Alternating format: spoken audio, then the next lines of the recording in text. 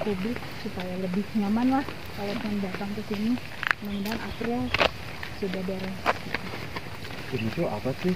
Itu yang instrumennya? Teleskop radio, jadi Tigos namanya. Sebetulnya tuh apa ya? Ya teleskop yang bentuknya antena kalau dilihat dari gambar itu. Nanti bisa dimanfaatkan untuk pengamatan yang objek-objek panjang gelombang. Dan sebetulnya target utamanya lebih kepada itu tuh ada di dalam satu proyek besar PLBI. Jadi si teleskop itu bisa kita gunakan bersama-sama dengan teleskop yang mirip di tempat masih belum banyak teleskop yang seperti ini. Jadi seperti penghubung antara utara dan selatan. Kan kalau antenanya sebetulnya itu hibah dari lain juga ada kerjasama, bukan kerjasama ya kerjasama dengan penerbit IT. Mereka akan menghibahkan gedung dan siswa sekolah. Nah, nanti bangunannya ada di belakang sini. Belum dibangun sih. Masuk memilih instrumen, gedungnya mau bentuknya seperti apa. Backgroundnya juga pendidikan, buku, dekat dengan sekolah. Banyak bisa dimanfaatkan oleh guru dan siswa sekolah. Jadi nanti program-program yang dibangun akan menyasarnya ke situ. Misalkan yang sudah kami pikirkan adalah pengguna akses teleskop yang ada di sini, walaupun gurunya ada di mana, secara remote mereka bisa melakukan kegiatan pendidikan. Terus gimana memanfaatkan data-data astronomi itu untuk pengembangan STEM, ambil dari teleskop itu, kemudian mengukur berapa jarak satelit atau periode satelit Jupiter. Ambil data dari sejarah beberapa perubahan mekanik ada juga begitu ya, terutama kalau melihat ada masa restorasi yang cukup besar-besaran setelah Perang Dunia Kedua. Perang Dunia Kedua kan, wah acak-aduk lah termasuk di sini begitu. Nah kemudian ada astronom dari Belanda, 3 astronom utama kalau dari catatan begitu, mereka melakukan pekerjaan besar sekali merestorasi observatorium Bosca, termasuk yang ada di sini. Jadi penggantian beberapa komponen kecil yang hilang, misalkan eyepiece gitu, kemudian penggerak teleskop. Teleskop itu kan harus selalu terkalibrasi begitu. Kalau ada gangguan, salah satunya gangguan getaran, itu bisa saja merusak kalibrasinya teleskop. Jadi itu harus dicek juga. Nah, kalau pengembangan yang lain adalah pengembangan detektornya. Jadi makin ke sini, kalau dulunya detektor astronomi itu menggunakan plat fotografi, kemudian berkembang kamera digital. Nah, akhirnya ini mengadaptasi detektor dengan digital, kamera digital. Itu baru tahun 99. Baru dibangun Detektor. Nah, detektor digitalnya pun berganti-ganti sebetulnya. Ya makin sama aja kayak kamera gitu ya, resolusinya makin tinggi, berapa megapiksel gitu, sama juga dengan itu. Jadi kita terus mengembangkan gimana kita menyusun strategi pengamatan, pengolahan data, kemudian kita mencari tahu sebetulnya sains apa yang masih bisa optimal digunakan oleh teleskop berkarakteristik seperti ini. Jadi lebih ke arah itunya yang kita push gitu. Belum ya dibilang tua ya memang tua, itu tadi ya, limitasi fisik sudah tercapai begitu ya, tapi itu tadi ada aspek-aspek non fisik yang masih bisa kita dorong.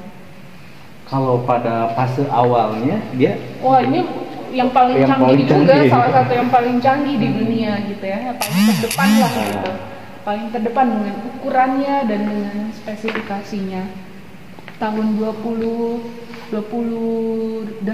gitu, ini jadi salah satu yang terbesar di wilayah bumi belahan selatan gitu. Dan datanya juga produktivitas, artinya yaitu ada barang yang canggih tapi nggak diapa-apain kan, sama aja bohong gitu. Jadi yang lain yang membanggakan adalah produktivitasnya tentu saja. ada banyak sekali data yang dari teleskop ini pada akhirnya dimanfaatkan untuk pengembangan astronomi secara global. Di awal pembangunan observatorium setidaknya sampai tahun 60-an gitu. Astronomi sedikit sekali. Apalagi pas awal dibangun astronomi cuma astronom in the house ya. Maksudnya yang bekerja full untuk observatorium Bosca. Nah, sementara lagi canggih banget nih, siapa yang mau pakai? Satu orang masa dia pakai ini, pakai itu, pakai itu. Nah, akhirnya ada banyak astronom tamu dari luar negeri yang bekerja di sini dalam beberapa periode, bisa bulanan, bisa hanya mingguan, bisa tahunan, untuk mengerjakan satu proyek-proyek khusus gitu. Nah, jadi dengan cara seperti itulah produktivitas observatoriumnya bisa kelihatan gitu, walaupun astronomnya sedikit. Membantu astronom-astronom di Belanda mengajukan proposal ke pemerintah Belanda untuk bikin observatorium baru di selatan, tapi pada saat itu tidak disetujui. Ya, jadi kakeknya yang pesan ke cucunya, kamu mau merantau nih ke Hindia Belanda, nanti kalau udah sukses jangan lupa bikin observatorium. Nah, jadi dari ada sisi sentimental mungkin ya, atau emosionalnya dengan kakeknya, jadi beliau pada akhirnya memutuskan untuk membangun sebuah observatorium di sini. Dan nggak tahu Pak Bos kan ini mikirnya kayak gimana, saya nggak habis pikir, udah bikin sekolah, bikin rumah sakit, masih mikirnya bikin observatorium di Bandung gitu. Jadi ya atas dasar itulah gitu. Tapi ya kembali lagi, buat saya cukup menarik cerita bagaimana Pak Bosca kan ya pengusaha, tahu apa tentang ilmu astronomi gitu ya. Tapi dia punya duit dan punya motivasi gitu ya. Gimana caranya bikin observatorium? Ya dia membutuhkan membutuhkan teman yang tahu persis tentang observatorium. Nah, kebetulan tahun 1919 itu ada astronom amatir yang datang ke Batavia, namanya Pak Voete. Pak Voete ini sebetulnya datang ke Batavia untuk bekerja di BMKG, tapi beliau punya banyak sekali pengalaman dengan astronomi. Dia bekerja sebagai asisten pengamat di Observatorium Leiden, kemudian habis itu dia pindah ke Afrika Selatan dan banyak melakukan pengamatan bintang ganda. Salah satu objek yang dia banyak amati adalah sistem bintang Proxima Centauri. Gitu. Kemudian dia datang ke sini. Ya, sebetulnya dia juga kepengen bikin observatorium di sini. Nggak punya duit. Astronom tuh kere-kere. Peneliti tuh kere-kere. Astronom nggak punya duit, tapi dia punya motivasi untuk bikin juga. Cuman kesempatan pekerjaan datangnya dari BMKG. Dia tuh ke Batavia, sebetulnya dia lahirnya di Madiun, tinggalnya di Madiun, tapi dia sekolah kemudian berkarir di Belanda dan di Afrika Selatan. Nah, Pak Bosca dengar ada astronom nih yang datang ke sini. Akhirnya dipanggil lah si Pak Voete itu ke Malabar. Kemudian diajak ngobrol sama Pak Bosca dan Pak Kerkhoven. Nah, jadi Pak Voete ini sudah punya kenalan banyak astronom di Belanda. Nah, jadi ya seperti menghubungkan lah begitu ya. Jadi saya mau bikin observatorium, tapi observatorium gimana yang perlu saya bikin? Saya punya duit nih, saya beliin kamu teropong, tapi teropong yang kayak gimana gitu kan? Nah, jadi Pak Voete dan teman-teman di Belanda lah yang ikut memikirkan dan merancangkan dari segi sains yang bisa dilakukan di sini tuh apa. Kamu kalau di Lembang nih, Lembang tuh langitnya kayak gimana sih gitu? Objek-objek apa yang bisa diamati? Terus lihat juga di astronomi itu sekarang lagi ngetren amat apa ya, lagi perlu apa, itu yang kemudian berusaha dipenuhi. Ya kembali lagi jadinya objektif pengamatan, tujuan mengamati apanya, itu yang nanti akan menurunkan kepada spesifikasi instrumen apa yang cocok untuk itu. Jangan beli barang dulu baru mikir ini buat apa, kan agak salah berpikirnya. Nah, buat saya itu yang menarik, bagaimana mereka ini mengajarkan kepada kita sebetulnya kalau mau mengerjakan sesuatu tuh runtutan berpikirnya tuh kayak gimana sih, supaya ya kita ingin sesuatu yang optimal, nggak mubazir. Astronomi adalah Pak Voete dengan astronom di Belanda. Pak Boska membantu dengan itu, kamu kebutuhannya apa, kita harus mengerjakan apa, teleskop yang seperti apa yang dibutuhkan gitu. Nah, jadi dari situ baru dipilihlah teleskop yang seperti ini. Kalau pemilihan tempat sih teh? Pemilihan tempat ada banyak faktor begitu ya. Kalau di astronomi sendiri tentu saja pekerjaannya apa? Kalau kita kan banyaknya pengamatan visual. Kalau pengamatan visual tentu saja harus bebas dari awan, gitu kan? Tingkat humidity-nya rendah, gitu ya. Sepanjang tahun banyak cerahnya, itu yang utama. Jadi faktor awan, faktor kelembapan segala macam itu jadi pertimbangan. Nah, dulu maunya nggak jauh, Pak Boska tuh maunya nggak jauh-jauh dari Bandung, karena juga ngejar waktu juga, pengen cepet biar bisa gampang terus diakses gitu, betul. Dan beliau juga kan adanya di Malabar juga. Jadi kemana? Kalau di Bandung pergi ke utara, selatan, barat, timur. Ternyata yang paling baik ke utara. Selatan tuh tingkat kelembabannya jauh lebih tinggi karena banyak perkebunan teh. Jadi ke wilayah utara. Kalau wilayah utara ada di mana nih? Gitu. Nah, Pak Boska kebetulan di wilayah Lembang sini sudah ada stasiun cuaca BMKG. Jadi mereka sudah punya data Lembang dan sekitarnya tentang data cuaca. Nah, Pak Boska juga nih bikin observatorium bukan usaha yang kecil. Gimana caranya? Saya nggak bisa bikin sendiri. Beliau membuat sebuah yayasan swasta namanya NISP. Jadi cita-citanya nggak disimpan sendiri. Beliau cari dukungan, termasuk dukungan dana tentu saja. Dukungan dana dengan melalui pendirian NISP itu. Jadi di NISP dibikinlah struktur organisasi, kemudian donatur. Donatur ini ternyata datangnya tidak hanya menyasar individu, tapi juga kantor-kantor pemerintah gitu. Jadi dapat banyak dukungan. Salah satunya dukungan dari keluarga Ursone. Ursone itu dikenal sebagai keluarga punya bisnis peternakan sapi di Lembang. Nah, kebetulan ya ini adalah tanah punya Ursone dulu gitu. Jadi dia bilang kalau mau di Lembang saya hibahin deh tanah ini gitu. Nah, kebetulan stasiun cuacanya juga ada di sini gitu. Jadi berpegang kepada hasil data dari stasiun cuaca itu, kemudian juga hibah dari Ursone. Oh ya, ini cukup baik untuk tentu saya tidak ideal pada saat itu pun tidak ideal sebetulnya, tetapi karena faktor tadi Pak Boskanya pengen segera dibangun, kemudian juga ada yang sudah mau menghibahkan, toh di sini sudah ada data cuaca, jadi kita bisa lihat profilnya seperti apa. Ya sudah, ini jadi tempat yang paling baik saat itu untuk digunakan sebagai lahan observatorium. Hektar tanahnya untuk dibangun observatorium. Pembangunannya juga berjalan bertahap begitu, nggak langsung. Ini kan kalau proses itu sejak tahun 1920-an. Teleskop ini baru datang 1928.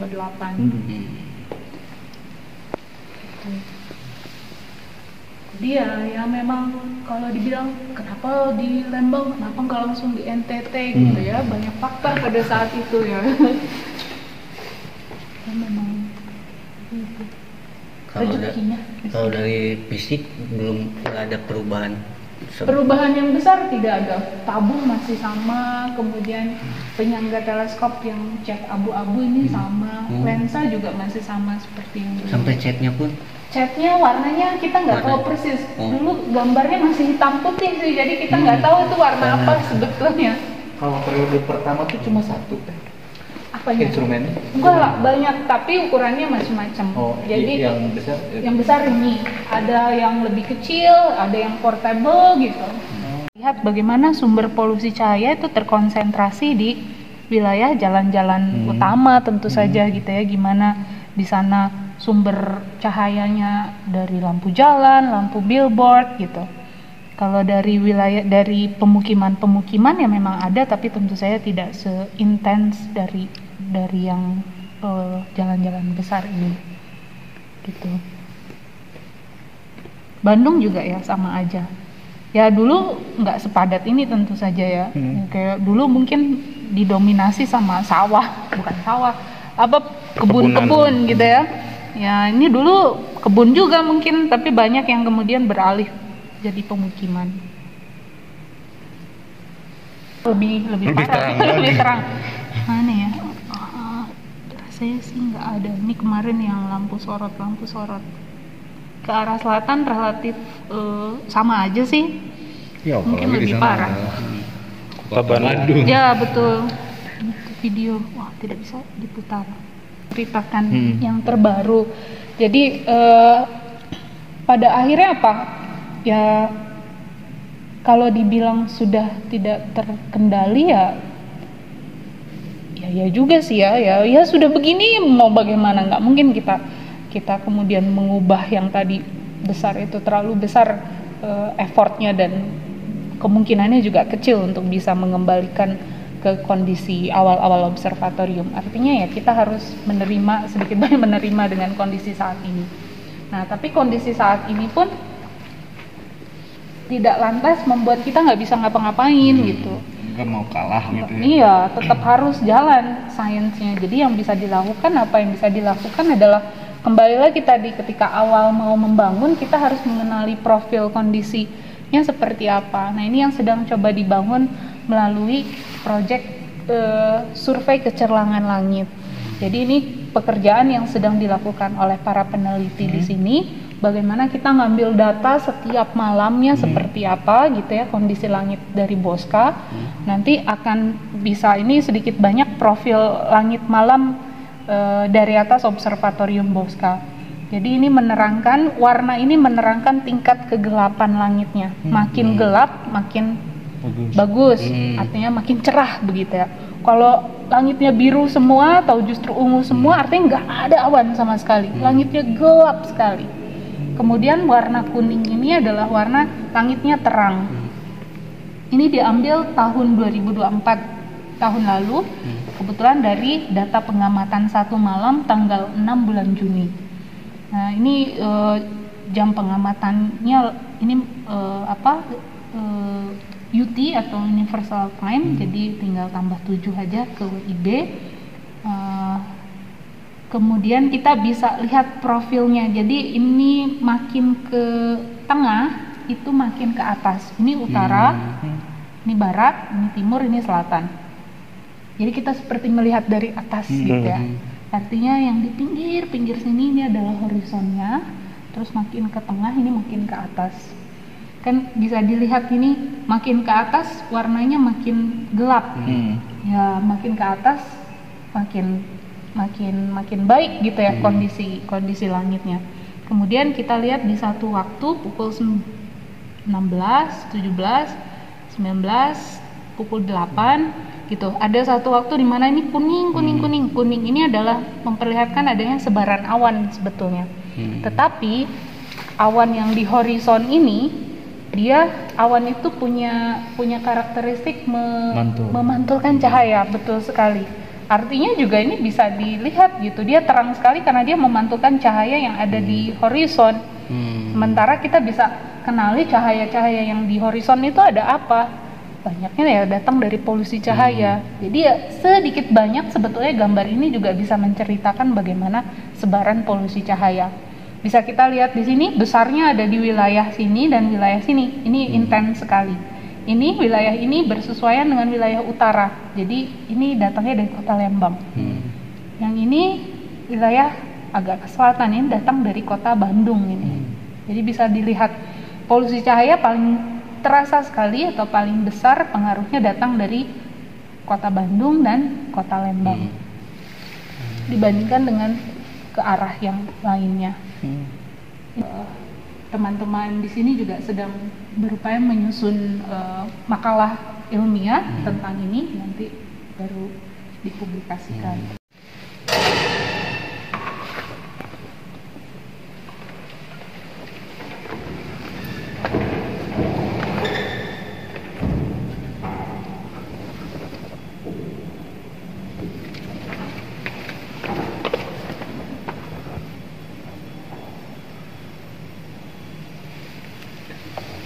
Beautiful.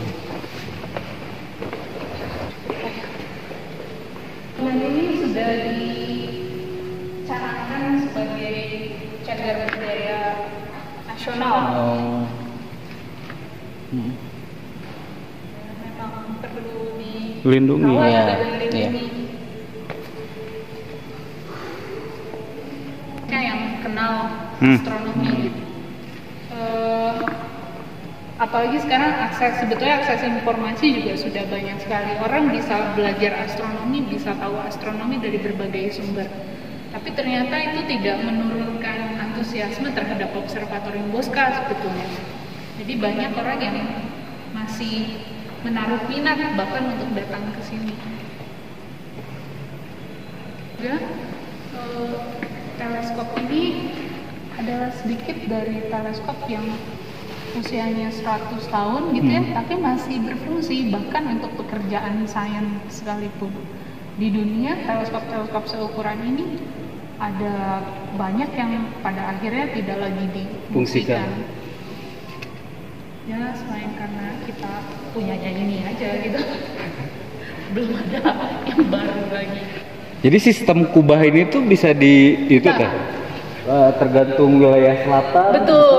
Jadi memang si atapnya hanya disediakan jendela selebar ini saja, gitu. Tetapi untuk bisa memotret utara, selatan, barat, atapnya bisa diputar. Kenapa enggak? Oh, mutar ininya ya? Ya, ini jadi seperti rel, persis sekali. Ada bola-bola besi, kemudian di atasnya rel. Nah, nanti bola besi ini yang akan menahan rel ini, kemudian bawa dia untuk putar. Oh, tombolnya ada di bawah, jadi Orang zaman dulu udah kepikirannya. Mutar keluar. Teh untuk pembersihan lensa teh tiap bulan apa sih teh? wah bulannya bergantung kepada jadwalnya Pak teknisi, tapi biasanya 1 tahun maksimal 2 kali pembersihan teleskop. Kemarau ya? Kemarau atau justru di musim mendung atau tapi ya kembali lagi biasanya jadwalnya akan dilihat apakah ada jadwal pengamatan atau tidak ada jadwal pengamatan. Biasanya kalau tidak ada jadwal pengamatan itu digunakan untuk pembersihan. Nggak di bulan-bulan sakral gitu ya? Kalau di Iya. ke Bosca langsung, tapi dari keluarga Kerkhoven. Jadi ada juga yang jadi astronom profesional. Kita kenal baik sekali. Beliau sudah sepuh sekarang, usianya mungkin udah 80-an lebih. Tinggal di Belanda. Dari dulu sih baik sekali, setiap tahun datang, kemudian juga sangat membantu sekali observatorium Bosca.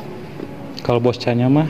Bosca ya diketahui tidak punya keturunan langsung ya, tidak menikah dan tidak punya anak. Dari catatan ada jumlah biaya atau anggaran. Golden. Ya ada. Jadi kalau total sih enggak, karena ternyata belinya juga dicicil. Cicil. Jadi pembayaran termin 1, pembayaran termin 2. Nah, ya yang kita lihat juga bagaimana orang dulu, nggak tahu karena orang Belanda begitu ya. Pencatatannya itu rapi sekali. Jadi tadi kan Pak Bosca mendirikan sebuah yayasan namanya MISP gitu ya, atau Perhimpunan Bintang Hindia Belanda. Jadi tiap tahun mereka melaporkan dalam bentuk laporan seperti itu ya, termasuk juga laporan keuangan. Jadi siapa saja memberikan donasi berapa, kemudian aktivitas observatorium Bosca, bayar gaji astronom berapa, kemudian bayar cicilan teleskop mana, beli instrumen apa, itu tercatat di dalam laporan tahunan biasanya.